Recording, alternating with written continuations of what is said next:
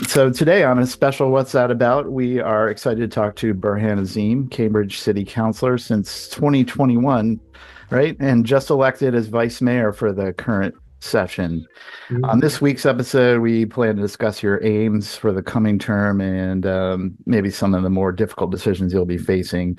Thanks for coming on our show, Vice Mayor Azeem. Thank you. Happy to be here. I guess this is my first official media appearance as vice mayor, Oh, so it's an yeah. honor. Sweet. Uh, First of all, because we haven't spoken before, you mind telling us a little bit about yourself, where you're from, how you came to Cambridge? Yeah, my name is Burhan. I'm now, I guess, third term city councilor, fourth election season that just wrapped up. Mhm. Um, I was, born in Pakistan, moved here when I was four, mostly like moving around as a kid. I like to say that the most Massachusetts thing about me, even though I spent a lot of time in the New York area, is that my mom worked at Dunkin' her whole life. And so that was like a big part of my childhood. Classic immigrant story, grew up on like food stamps and Medicaid, and then just ended up being very lucky that I was good at math and got not only a full scholarship, but a stipend to attend MIT. And then just, fell in love with Cambridge. It was like, I grew up in pretty conservative areas, so it was like nice to be in a warm and welcoming place. And yeah, eventually I decided to run for city council with the support of then Mayor Mark McGovern. And here we are all those years later. Great. What's your favorite part of living in Cambridge? You have like any favorite spots in the city or Oh, I have lots of favorite spots. Like I love Cafe 1369 in particular. They're like iced mocha. I mean, it's a little cold for an iced mocha, but it's Mhm. fantastic. I mean, but at this point, it's like, it's like the longest that I've lived in one place. And you just get to know so many people over the years that it feels like a community. Like if I'm ever like bored on a Friday or Saturday night, I just like go for a walk and I usually run into someone I know. And like that's a like running into people organically is like a wonderful feeling. Mhm. Yeah. Mm. Congrats on being selected vice mayor. If you, I mean, I don't know how much you want to talk about this, but the whole process of choosing mayor and vice mayor is pretty opaque to me. Like, Yeah. this is the third time Sumbul Siddiqui was elected in the last four sessions. Usually it's not like Mm. that frequent, right? It rotates around. Can you fill us in a little bit on just on how it happens? If there's any, like, do you know ahead of time who everyone's voting for, or like people campaigning behind closed doors for the spots? Like, how does that happen? Yeah, in Cambridge, we have a pretty, I think, in some ways, older system that doesn't make as much sense now. I guess, like, to take the longer way of like explaining the history a little bit, I think that, back in like the earlier 1900s, there was a lot of concern around corruption and all of that. And so they installed a city manager form of government with a weak mayor saying, like, the city manager manages the day-to-day budgets and operations. And so there's like less opportunity for grift or just hiring people who you're friends with and all that sorts of stuff. Um, and within that, I think that it ended up becoming that there was not actually an elected weak mayor, but that you have a city council of nine, and that you kind of choose one person who would chair all the meetings, get a little bit of extra staff, kind of coordinate with the city manager on logistical stuff, and that's what we call the mayor. Kind of more similar to the position of like Boston City Council president or things like that.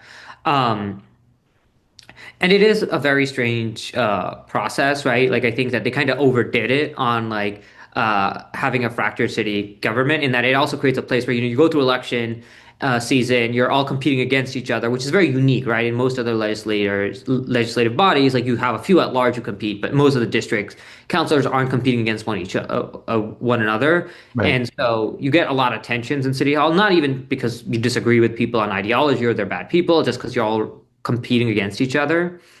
And then you finish through that season, and then some people are interested in becoming mayor, and you kind of end up going through that on repeat of trying to like make pitches and all that sorts of stuff to try to go and become mayor or vice mayor in my case of the city. And it just like is like a lot of like tension is also an opportunity to bridge build, right? So like the people who support you, they see something in you that they're a fan of, or like it's a vote of confidence from them on their part. And so I think that that's a really great opportunity and a great piece of it as well. But I think that I've been in conversations with Councilor Sabrina Wheeler, who I know made a public video about it, about maybe Oh, it's time to move on from this sort of system and try to have like a directly elected mayor, even if we don't change the powers. I think it would just be a good stepping stone to try to see how comfortable people are with having an elected mayor in the first place. And of course, like one of the key roles of the elected mayor, besides just having more staff and coordinating, is that they get a seat on the school committee. hmm. And I think that that's a place where no matter who ends up being mayor, city councilors tend to have a pretty different perspective of the school committee than school committee members, mainly because they have, hyper focused on the issues of school, which is really, really great because they can deep dive into it, but also a little bit less breadth in terms of like, the budget. It's not just like advocating for the maximum budget for the school committee because that has to come from somewhere else. And Right. so, like, city councilors tend to see a lot more of the constraints in the system in that way. And I feel like having a directly elected mayor would be a nice way of also re-emphasizing and refocusing on some of the school committee aspects of it. Hmm. And then to directly answer your question, finally, after that long wind up, No, I appreciate that. um, I would say that there's a lot of good candidates. Like I think that the ones that people talk about most generally and who've kind of been mayor or for the last couple cycles have been, obviously Sumbul who's mayor again, and I have a great relationship with, but also Mark and Denise. And I think that Mark, I'm also very close with, as I alluded to in the beginning. And Denise and I have a friendly relationship. I think that there's been a lot of negative feedback about the last term, especially with some of the school committee stuff that made it Yeah. such that I think that Councillor Simmons was not looking to become mayor this term. And then, I think it was like a 3-3 split in the beginning if you watch the public vote. Yep. And then, I have a good relationship with Councillor Siddiqui. And so I think me and a bunch of others were just like, we need to choose a mayor. And like, Sumbul's a great candidate. And so she ended up becoming mayor. Yeah. And you became vice mayor. What I'm familiar with the mayor, I guess, or the special duties. What is different about vice mayor that than a regular counselor than a standard counselor? I would say not much. I think it's mostly just a vote of confidence from your colleagues that, you do represent the city a little bit more than the average councillor and that they Mhm. both like you and they think you would do a good job representing the city. And you do play a little bit of logistical role of like, there's a lot of events that go on in the city. And so when the mayor can't attend, you can substitute in. When, the mayor can't chair a meeting, it's your role to substitute in and just to do a little bit more of the coordinating work in terms of like city council trainings and that sort of stuff. But it's very different than the mayor, right? Like the mayor gets to appoint committee chairs, gets extra staff, gets a school committee seat. The vice mayor is purely, um, you get a little bit of extra soft power, but not actually hard power.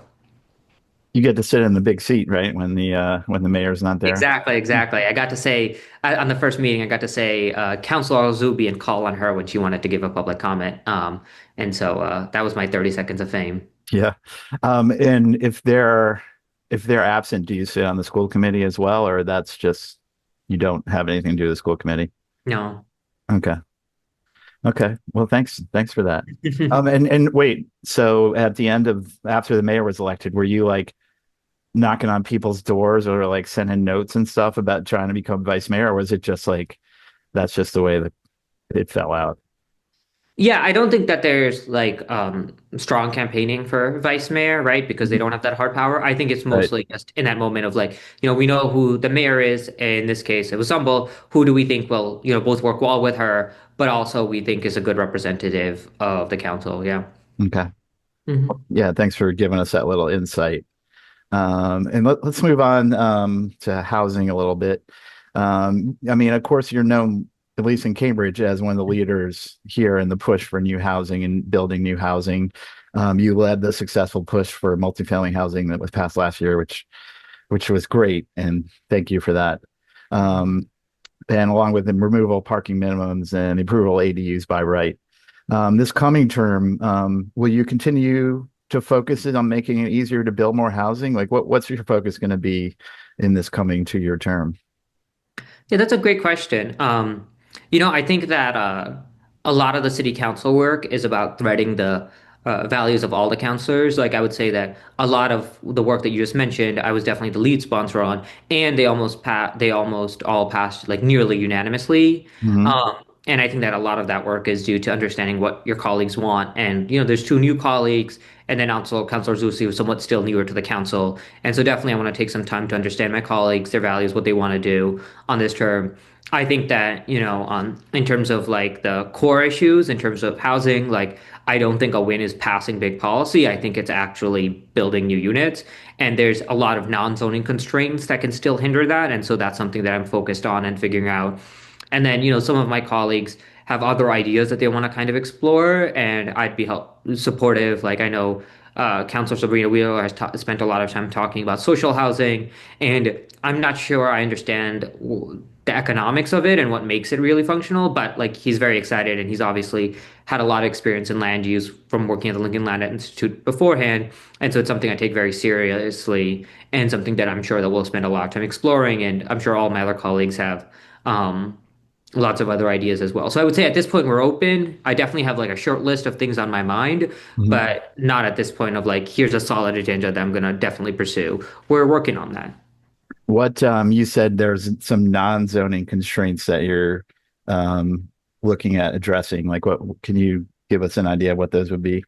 Yeah. So in my 4 terms on city or on my 4 years in city hall, zoning constraints are what I've been focused on, dimensional restrictions to building new housing, and then I've been pretty deferential on, you know, uh, conservation districts and that sorts of stuff. I've not really pushed, and I think it's mostly because like I actually feel a lot of empathy for Cambridge being a historic city. There's a lot of landmarks, and a lot of really important history that we want to preserve, Yeah. and I feel like my preference would still not be to do anything on that, but like the historical commission and the conservation districts need to come along a little bit.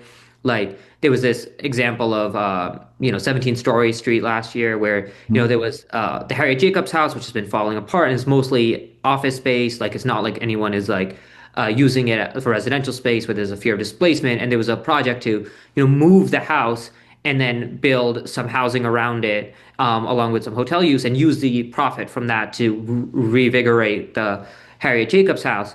And that got into a lot of a fight with historical commission, not because of historical preservation, because the building would have been preserved and in fact it would be reinvigorated, but Right. because it was seen as a pseudo way to stop housing development.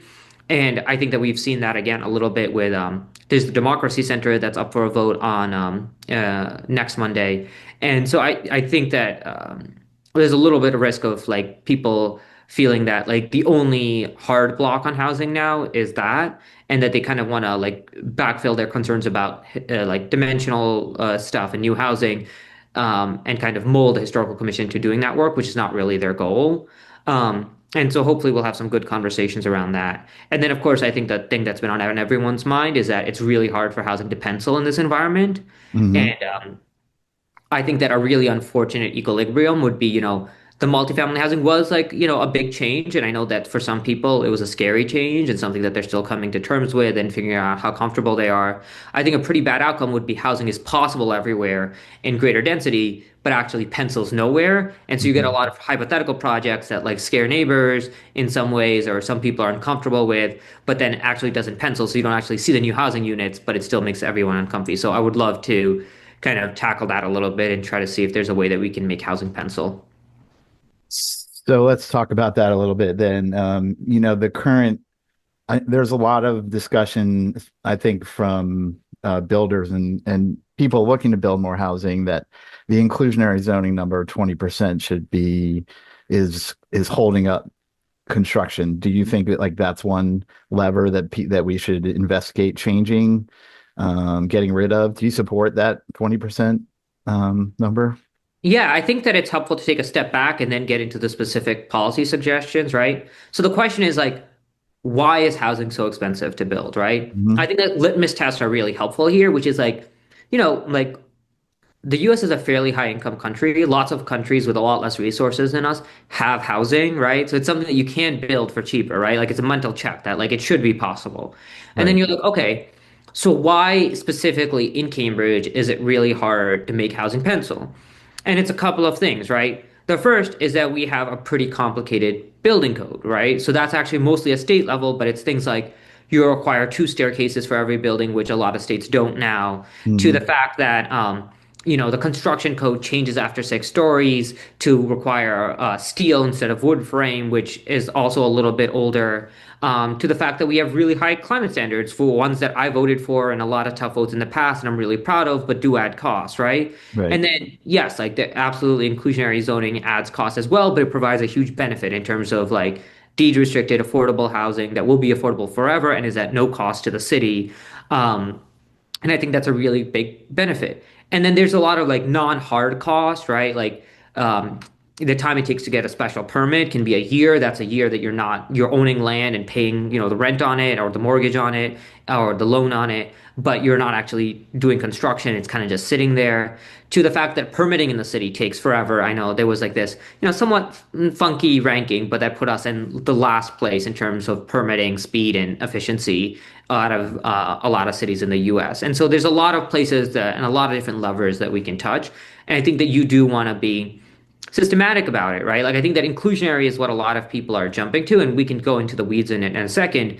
But I would say on a spectrum of like values versus impact, like you really do want to be strategic about it. Like I think that speeding up permitting is something that, in terms of values is like a pure good in my opinion. I don't think that there's anyone in the city who's like, no, permitting should be really cumbersome and take a long time. Yeah. Um, but it has pretty high economic impact, right? And so like that seems to be a place for it's complicated, but easy win once you understand what levers you want to pull. Hmm. And then obviously climate impact is pretty important and climate resiliency. And so whether you want to touch that or anything is more complicated. And then inclusionary, I think, at least for me, is a top priority in terms of having affordable units that, both for the sense of like, here's a low income unit and someone who otherwise would not be able to afford in Cambridge can live here in a way that's very direct and visible to see.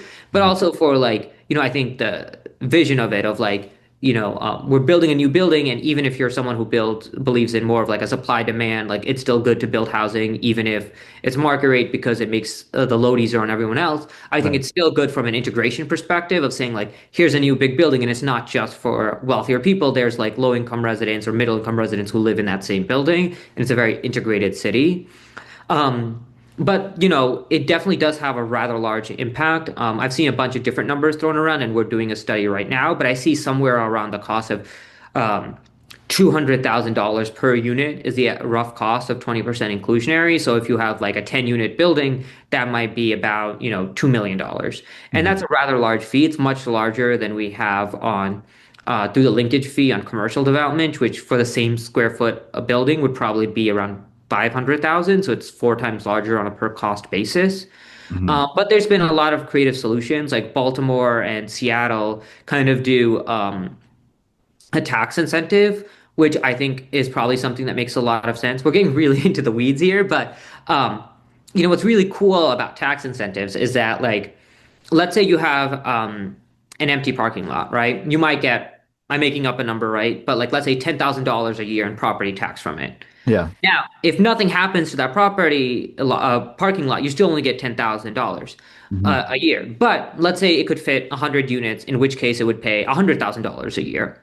Now, that's 90,000 extra dollars the city is getting in terms of financing, but it only gets it if that development happens. And so Hmm. if instead you say, hey, instead of 100,000, we'll say that you only have to pay $50,000 a year in property taxes if the development happens, then that's something that helps the development pencil out a little bit easier.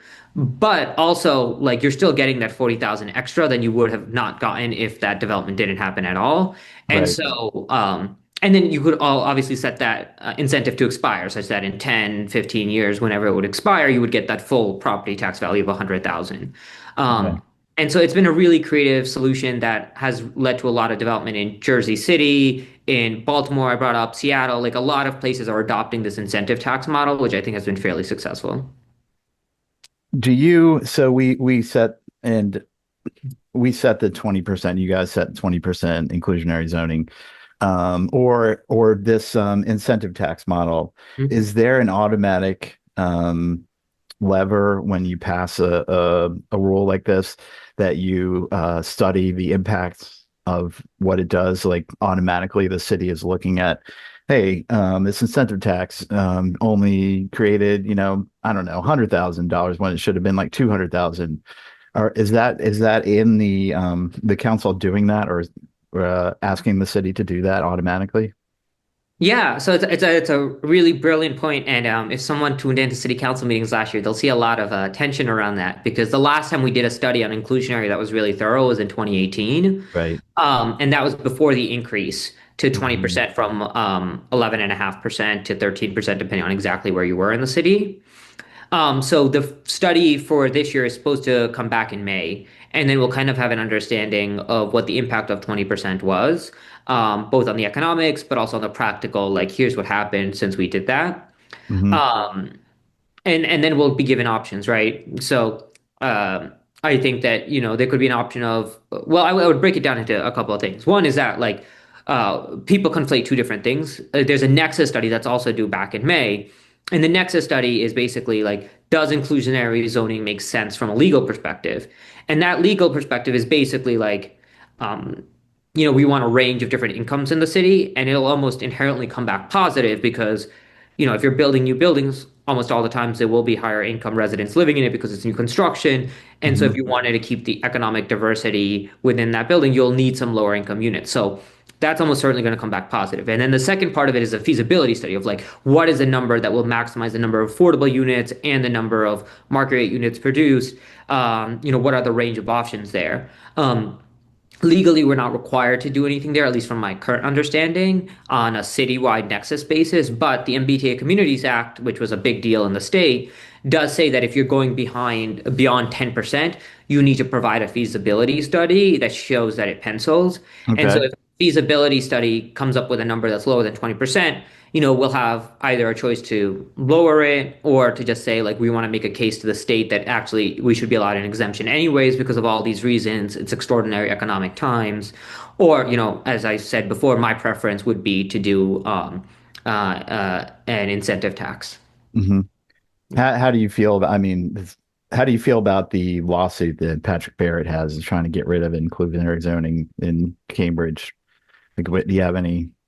I mean, I won't go into the weeds of it because it's a pending lawsuit before the city, but I'll Right. say, in my opinion, I think it's fairly frivolous. Like, there's been a lot of similar lawsuits in the past, and for the most part, they don't go anywhere. Yeah, I hear you. So there's a number of similar tact here. There's been a number of votes coming up on like raising the zoning heights in Inman Square, Porter Square, along Cambridge Street and Mass Ave. Um, and I know the council just voted to decrease the heights in Inman Square. I don't remember to what, 8 stories. Are you always going to vote for higher, the highest heights possible, or are there something that you personally think is there a limit to what should be built? I think that if you're paying attention in like a sporadic way where you see the high conflict votes, you're like, Hmm. wow, like they're always doing rezonings and it's always like a tension between height. But I would actually say that there's like a higher level plan that's helpful, right? Which is like we have different sections of the city. The multifamily housing was for neighborhood level zoning, and then we have a few key corridors. Mass Ave is kind of broken up into two segments, which is or three segments, which is Harvard Square, which me and everyone else unanimously has agreed is kind of a conservation district that we don't want to touch too much. And so there's been no upzoning there. There's Central Square, which might come up later in this term, and then Northern Mass Ave, which we passed earlier. Hmm. Um, and I will say that, like for me, it's like grounded in economics of what makes sense. So for Northern Mass Ave, like there was a whole committee and neighborhood process that mostly ended up in a place of, there was a range of viewpoints and they came back with recommendations. And my suggestion was only a very small suggestion, which is in the 11-story section, just to change it to 12. And Yeah. that was because based on high-rise construction costs and where like pivot points are, 11 to 12 seems very small, and it is very small. It's going from, I think, 130 to 140 feet, so like Yeah. very hard to perceive from the ground level. But on the economic side, actually makes a very big difference. Um, and so that was my only amendment. But besides that, I just voted for it exactly as is with no other suggestions. I Hmm. think on Cambridge Street, I had the flu and a rather high fever that week, but I made it clear to my colleagues that there was a vote to lower Inman from 10 to 8, and I would have voted that as well. And Hmm. that's because another pivot point is 6 stories. And so it's actually really is a dead zone between 6 and 12 stories. And that's why I've not really been championing the Cambridge Street rezoning.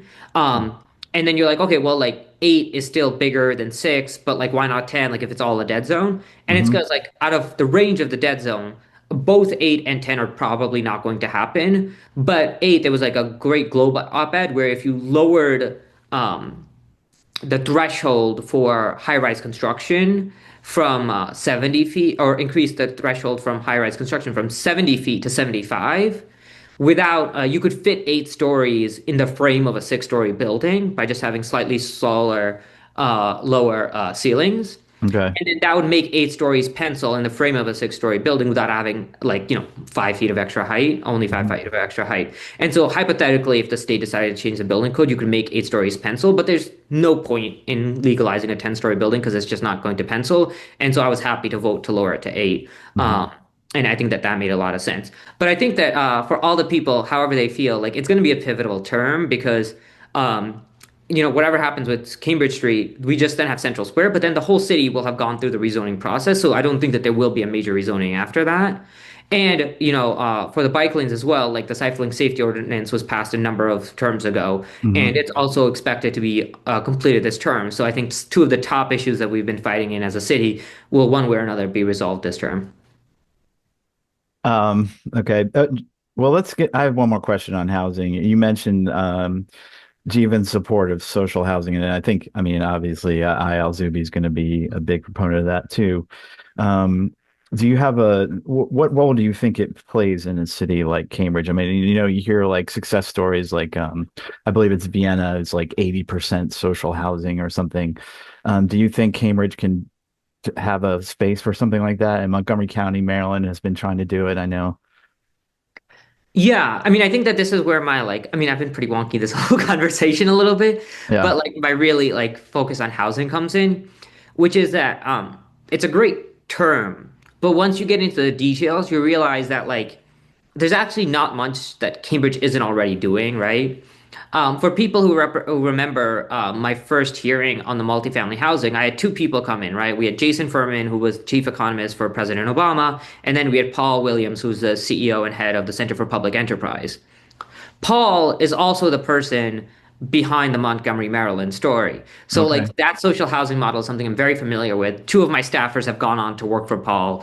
And so I'm very, very familiar. And I would say, Montgomery, Maryland, if you look at the economics, what they're basically building is 20% inclusionary, Hmm. Okay. right? So it's actually not different than what we were doing before.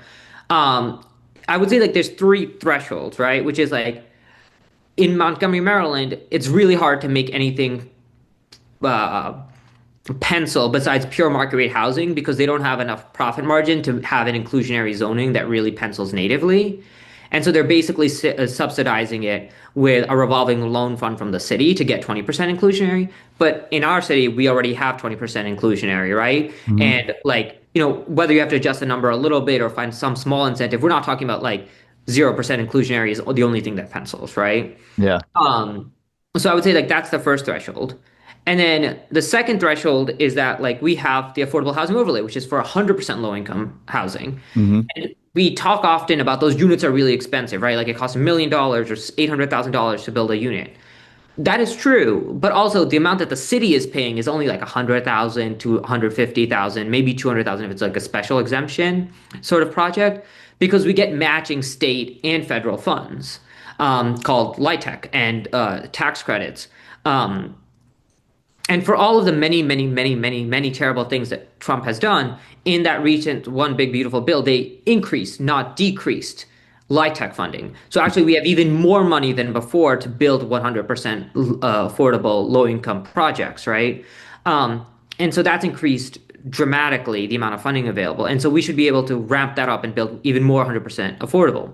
So okay, so then it goes into like, okay, well, like, what's the theory behind social housing? The theory is that like it's high interest rates. So a city government should be able to borrow at lower rates than a private entity because the city will be around forever. It's a safer investment, right? Okay. And so using that money, you should be able to build housing at a cheaper rate or, than private industry. And that is true, right? That's how Montgomery, Maryland is able to make 20% profitable while the private market can't make 20% profitable. So in Cambridge, you could do something like do 30% inclusionary or something, right? Hmm. Um, But it comes at trade-offs, right? Because that is money that even though you'll get it back eventually in 10 to 30 years when that loan is paid off, that's money you can't do right now into a 100% affordable project.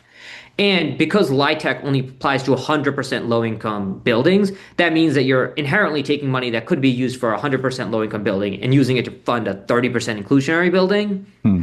Um, and there's trade-offs, right? Like some people would say it's still worth it because it's an integrated building and you want like low and middle and high income residents to live in the same building. And I'm like, that is a fine thing to say and a great trade-off. But just know that it is a trade-off such that you can't get that and 100% low income buildings at the same cost. And I would finally just say that um, through the revolving loan fund, we would then become um, required to follow state procurement laws. And that will actually increase the cost so that any savings we get from our lower interest rates are kind of balanced out by the increase for state procurement laws. That's why CHA always has more expensive projects than just a start or HRI because they're subject as a public, not a private nonprofit, to state procurement laws. And so it, Hmm. will 30% actually become profitable because we have lower interest rates? I don't think so. I think we're probably going to end up with 20% inclusionary projects for the most part, which is kind of what we're already trying to get. So Yeah. I think that basically the complicated answer is that like I at least have not seen the numbers work. I think that my other eight colleagues are very excited about social housing, and I'm not here to like rain on the party or anything like that. Like I'm happy to explore it, but I would just want to see that the numbers work, and so far at least I don't see it. If there's any, is there any benefit? I mean, I guess I understand social housing that it's instead of being built by a private builder, it's handled, it's at least under the purview of the city, right? Is there any benefit to that? Um, other than, yeah, is there any benefit to that, or is that just not, that doesn't really matter that much?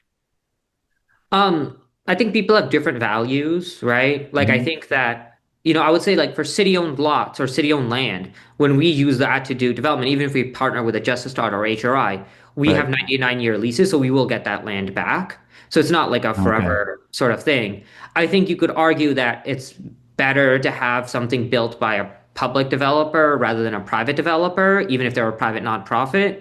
And that is a value that some people have. I particularly think that HRI and Justice Start are great partners, and I have no issue with them. Okay. All right. Great. Well, thank you. Thanks for that. Let's move on a little bit to a different topic that's, I mean, it's going to be related. How do you have a plan to address commercial vacancies like in Harvard Square, Central Square? Like GK Chan has a that theater that he's just sitting on. Would you support something like a land value tax that Dana Bollister ran on during her run for council, or other solutions? I actually think that a land value tax is brilliant, and especially in this moment, like we talked about removing parking minimums, right? Hmm. If you go around Central Square, you see all those empty lots, and there's Right. actually no incentive for them to be developed right now because like you pay lower property taxes if there's not a property on your lot, for lack of a better word. So Yeah. a land value tax, especially on those empty lots, would really align the incentives. I Aren't they think required to have, isn't there like some, because uh aren't commercial buildings required to have a certain number of parking through the PTDM or something? the PTDM determines a maximum amount of parking, not a minimum. Oh, okay. Yeah. So those parking lots you see in Central Square, they're not required to exist? Not for the most part. There's some that were like if they got a special permit through the city that like it was a requirement back in the days when we did want that parking lot that they would have to revisit, go back to the planning board to edit it. But for Mhm. the most part, yeah, they're not required. And even those cases, the planning board has been pretty generous about revisiting. So No. So I'm sorry to interrupt you. So you support something like a land value tax, it sounds like. I think that the fun bit is that like it's really hard to get through the state legislature, right? Mhm. Right. Um, and I think that, that's like not to go back to the incentive tax idea, but I've spent a lot of time on this. The incentive tax is actually a pseudo land value tax. And you're like, Burhan, what do you mean? Right. And it's like, actually, like, imagine like we go back to that example we started at the beginning, empty parking lot, you're paying $10,000 a year in taxes. A Hmm. full housing development, you're paying 100,000. Well, like that's exactly the problem, right? On that full housing development, you're paying 100,000. If you're not making 100,000 in profit from building it, then you're like, why would I even do this? Now I'm going to be held liable for all this. Right. If instead, like that property tax for that new development was lower, such that we gave a subsidy, you're actually now saying like, actually, there's a huge incentive to like redevelop your property. And that's exactly the same sort of thing that a land value tax does. A land value tax, would basically, it would go further, which is to say that whether it's an empty parking lot or a building, you'll pay that same 100,000 in property tax, or in land value tax. Whereas this would be the opposite. It would say like, we'll try to get, the empty parking lot and the new development to have the same property level. It would just be lower, right? Hmm. Yeah. So So say you get all nine council members to support this land value tax. The next step is you just write like a strongly worded letter to the state legislature. Is that the way it has to go? You have to get like Marjorie Decker to back it. yeah, basically, and then the state senators and all the other state Right. reps from Cambridge and everything like that. Yeah. Do you know if it's been done anywhere else, or is it just right now the state wouldn't permit it? Not in Massachusetts, but lots of other cities Yeah, I do it. mean in Like, Massachusetts. yeah, like Buffalo is like a pre-industrial city that did a land value tax, and it's been really helpful to revitalizing their downtown. And that's not too far from us, you know? Yeah, Allentown, Pennsylvania, I heard Yeah. isn't too far. Okay, great. With the economy, obviously is going to struggle. Our city is kind of under attack from the federal government as far as biotech and universities. I imagine everyone expects revenues to come down this year or, not to grow as much. How is this going to impact your plans for the coming term, or how do you see it impacting the council? Do you think council is going to be more timid, push for more revenues? What's your opinion on that? What do you think personally you have to do differently? Um, I would say I have a more modest stance, which is that I actually think that there's a lot more uncertainty than people give it. Like, I think that we're definitely being targeted by the federal administration, and it's like a really hard time for the local economy, especially for schools and Harvard and MIT and their constant attacks, right? And like the micro economy of Cambridge, we will yet to see. Like in some ways, like what is the mechanism by which property taxes go down? Is like, for example, like if a whole bunch of students decide not to move to Cambridge or the whole area, right? But Hmm. Harvard also had like a remarkably strong year in terms of even international students, and we were very, Huh. very worried about that at the beginning, right? Yeah. Biotech has definitely had a slowdown, and there's huge office vacancies in the rest of the state, but we don't proportionally, we have a lot more lab than offices, and so we've not been impacted by that as much. Um, and labs, we will see like there's a short-term impact where like labs become vacant because people are like, oh, I'm used to charging this rent. No one is willing to pay it. I'm just going to leave it empty for a while to try to see if I can get a tenant. But then eventually after that, they're like, okay, well, I just have to lower my rent. And for the first year, we were not seeing that lowering of rent. Now we're starting to see lowering of rent of lab spaces, and places like Lab Central have started welcoming in more startups or more places from foreign countries. Um, and so that's all to say, like, I think that there's a huge range of possibilities from our budget decreasing mildly, which I think is unlikely, to our budget only increasing by 2%, which I think is the median expectation, to it actually increasing by more. Um, Hmm. and so I would say that it's more of a thing that we want to keep a very close eye on. And then as we get those metrics back, kind of adjust based on that. But I think that there's actually a broader range of possibilities than people assume. Okay. Yeah. So just coming to mind, have you been to One Kendall Square lately? What is going on there? Like they just seem to be the landlord there. There's just all those restaurants left. CBC, basically the only place left there is State Park. Yeah. Do have any inside information on what's going on there, what they plan to do with the whole area?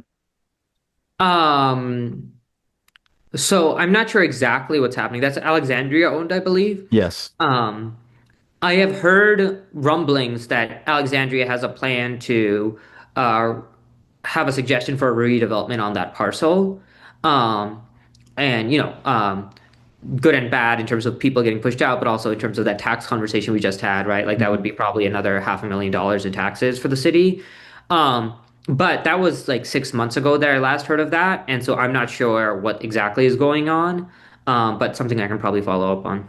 Yeah, I'd be interested to hear. I mean, I moved here in 1999 and it's gone from like a kind of a center of Yeah. activity to just nothing. Even my dentist, I had my dentist there and they moved out around the corner, which is kind of, I Yeah. don't know. But let's get back to the impact of the federal government. I mean, we just saw in Minneapolis that ICE is on the streets, kidnapping people, shooting people, um, and there's rumors that they're coming here. Burlington just shipped in a bunch of SUVs for ICE, and they're holding people out there. What can the council do, if anything, to help the people resist what's going on with the federal government? And I know there's been a few people abducted in Cambridge, but I haven't heard much yet. Yeah, I mean it's pretty hard. I will say like this is where like every counselor and every person in general has like the way that they approach problems. And I Hmm. feel like my like specific place where, and I think the city council for the most part is a team on this issue, right? We all have different pieces that we're plugging in and I think Hmm. some of my colleagues are very strong on the rhetorical pieces, which is very important. So of telling a story of here's who we are and, you know, um, here's why we won't like bow down to like both like federal government just impeding in our city, but also doing, both very cruel, very evil, and just like killing people in the streets for no reason and abusing their power in a million different ways. Hmm. And the place that I've always focused on is like, what can we do here in a meaningful sense? Because like, the federal government is the federal government. The state at least is sovereign in some ways, but the city really has very little pure power, right? Right. I think that one thing that we've done is obviously involve ourselves in a number of lawsuits, filing amicus briefs. And I will say, like, that seems like, oh, that's an easy thing to do. It actually takes up a significant amount of our legal resources to do that. Like, that's time that we're not spending on other policies and other sorts of stuff. And I think that's okay. It's the right thing to do. Hmm. But I would say, like, it is not easy and it's not meaningless. Like, there was a lawsuit recently where Everett and Somerville's case was dismissed, but we're hoping that the Cambridge case, which was based on slightly different legal bases, is not dismissed. And a lot of these different things really, really do stand up in court. We had a lawsuit that we filed against HUD. And then they ended up just backing away and withdrawing it. So we do get some wins, and it's really, really meaningful. And obviously, that's one place that we're hoping to continue the wins. I think in terms of deportations and ICE in particular, it's really hard to stop ICE. And even, like I'm excited to see what the constitutionality of like California's mask ban will be and how that goes through the court system. But the way that I've made uh, at least a little bit of like what can we do is like we should at least be able to slow them down if we can't stop them. Like Hmm. slowing down is something that's very much in our power of making every deportation asking request like, hey, can you give us information? Are you here illegally? What are your paperworks? Like those are all pretty high impact things that mean that, even if you make every deportation, every arrest take twice as long, that means that over the next, 4 years, they'll get half as many deportations. And like that's very, very meaningful actually. And I think Hmm. it's tangible and within the letter of the law and something that we can absolutely do. And absolutely people can do as individuals, right? Of just like really enforcing that. And then I think the second thing is like I think people like sometimes scoff at like you should know your rights, but actually it's hugely impactful. Like ICE is known for a lot of cases around Massachusetts of just like lying, right? Like they'll show up with like a blank piece of paper and say like we have a warrant, you have to leave your house, and ICE cannot force you to leave your house Hmm. unless they have a signed warning, but they'll just hold up a paper and say so, and they're allowed to lie legally. And Hmm. so like that sort of stuff, like knowing your rights there, of them, saying like, oh, we actually, have all this sorts of stuff, and like, you should be, like, just come with us. Like, this is not an arrest, and then they kind of end up arresting you this way. Like, there's a whole bunch of things around there, and then information is really, really powerful. Like the Luce hotline has been really helpful. So calling that, letting people know. All of that really just adds up. I mean, I think it's a really depressing time, if I'm being honest, right? Like this Sure. year has not been off to a great start, and it's only two Hmm. weeks in. Right. Um, but at least it's something that I tell myself is something that we can do, which is, at least slow them down as much as possible and make sure that, the law is very imperfect here, but at least some protections you have, at least know them. Do you have, as a counselor, do you have any information about ICE activity that like we haven't heard? Like, the regular normal person on the street might not have heard about their activity in Cambridge. I mean, there was like a post on Reddit about somebody saw them near the Putnam Ave school, which I did not see, and I live in that area. But are you privy to any information like that? Not officially. I will say that I heard from a few people who were working in the Volpe Center that there were some rumblings of like ICE putting an administrative office there, but Huh. then they later messaged me that that's not happening, and then some people Yeah, were like, "Oh, it's still happening." So that's something I'm keeping an eye on. And obviously, Volpe is like a federal building, right. so it's not, it's an unsubstantiated rumor, but I'm always working to confirm or verify that sort of stuff. Hmm. Yeah, And maybe, yeah, if you hear stuff and you can share with the public, I think we'd all absolutely. Yeah. want to know that. Yeah, I saw on your website, I guess it was your campaign website, you still have, you support municipal broadband and the Grand Junction Yeah. Passenger Rail. Are those general supports, or do you have like specific priorities in either of those two?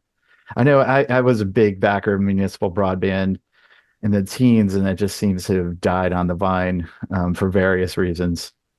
But yeah, can you talk about either one if you prefer? Yeah, I have two different stories. One is more positive than the other. I think municipal broadband is still a fantastic idea, and I think it's one of those things that we should 100% do because, the point of city government is like sometimes the best returns on investments are infrastructure because that'll be there for a long time, and it's like growing the economy and all that sorts of stuff. Hmm. And I think it's an example of like, a delay isn't just a delay, it also costs stuff where like there was an opportunity when interest rates were really low, like it would have been the easiest, simplest projects in the world.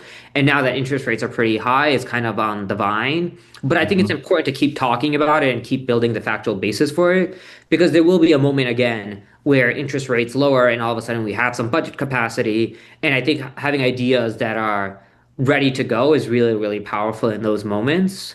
Um, and so it's something that I'm continuing to advocate for and push for, but it's almost a little bit of waiting for the right moment. Hmm. And, we'll see exactly what happens and when that comes. Grand Junction I actually think is really, really exciting. It's much more of like my nerdy passion project, which is that like you look at the Green Line extension and it took forever and it was like $2 billion. It was the most expensive per mile transit project in, I think, world history in terms Yeah. of like light rail. Like it's insanity. And Right. I'm like, okay, like I really like my engineering side wants to understand like why can't we build transit cheap again, right? Hmm. And the Grand Junction is almost a perfect project for that because it's like land that we own, right? There's tracks on that land, and Amtrak or the MBTA uses that land like once or twice a day to shuttle trains back and forth. So it's Right. like we have the land, we have the tracks, and we run tracks on that tracks on that land that we own, right? And so it's like, why can't we just have passenger service, right? And it's almost like a little bit of that urban ring thing that we've been talking about for a while, where you would be able to go from the future Harvard Alston campus, where West Station will also be, where you'll be able to get to Worcester, Right. to MIT, to Kendall Square, to all the way to North Station. Like there's a lot of opportunities. And I was working with the Cambridge Redevelopment Authority and getting a study. And so like they gave a study with a bunch of options.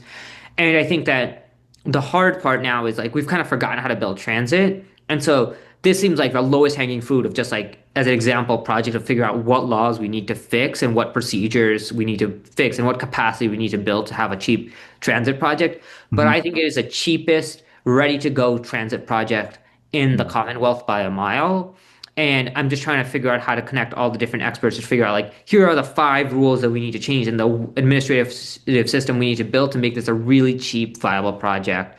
Um, Montreal had a great example where they had a dwindling transit system that was really super expensive.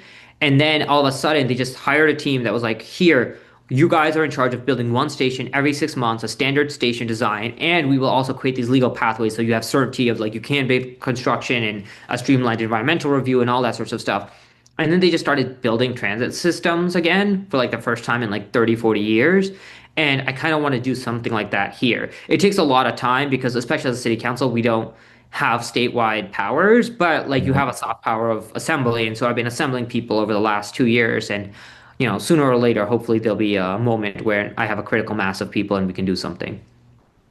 Yeah, I'm on the Transit Advisory Committee in Cambridge, and I guess the Cambridge Redevelopment Authority and the MBTA has come to us and with their various plans for that, the Grand Junction Rail, and yeah, it seems like pretty much a no-brainer.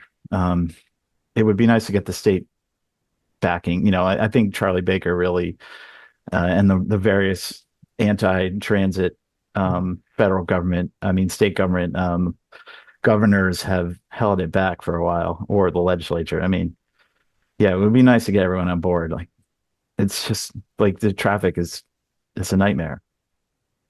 Yeah, I mean, absolutely.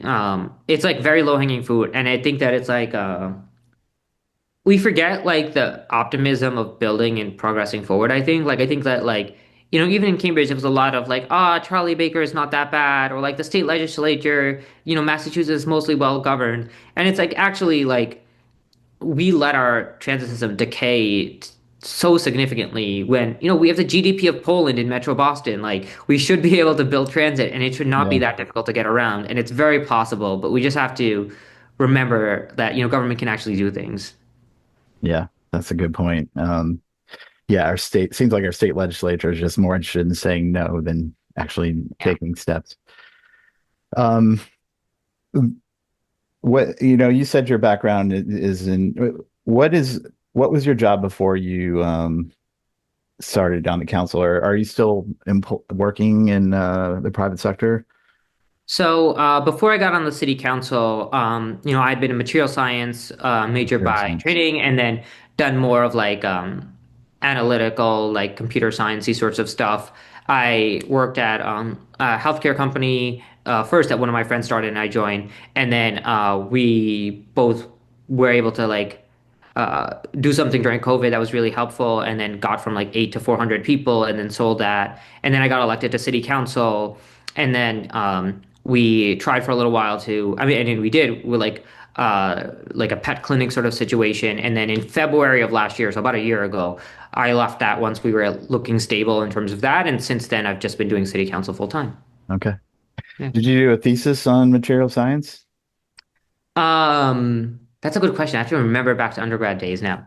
Um, I remember we had like some sort of project, maybe not like a 20-page thesis sort of situation, but instead like I think that we did like on trying to find like you have helmets that absorb a lot of impact, but could you put Mhm. that sort of technology in a material on a glove is I think what one of my thesis projects were. Okay, Yeah. cool. Mhm. Is there anything you wish you would want to talk about, or you wish I'd asked you? Anything else you want to discuss right now?